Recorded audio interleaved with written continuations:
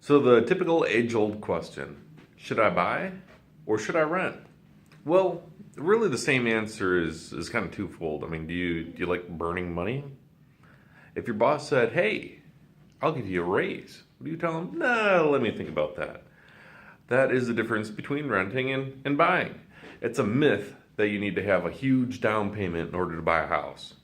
It's also a myth that you need to make a terrible amount of income or that you need to have the perfect credit score or all these other things. These are myths because a lot of uneducated professionals out there will say, "Hey, listen, they don't know how to originate a loan that really applies to first-time homebuyers or people who have had hiccups in the past or people with maybe lower down payment." But all these things can actually be solved pretty effortlessly if you're working with somebody who is a true professional. So people say, "Well, do you really make money owning a home?" And the answer is, yeah, in a good market. And over time, real estate tends to always appreciate.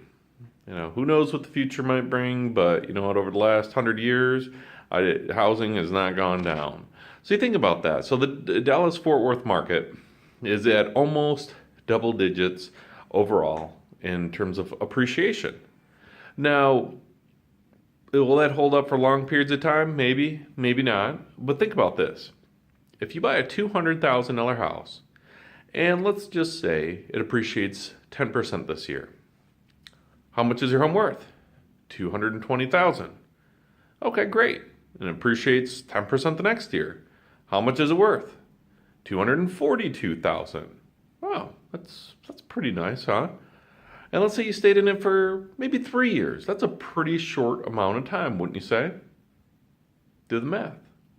How much are you making if you're there for 3 years? You add 24 to the 242,000. I mean, you can make a ton of money by living in your house for 3 to 5 years. And think about that as opposed to renting. What happens to rent? Well, it always goes up. What happens to your mortgage payment?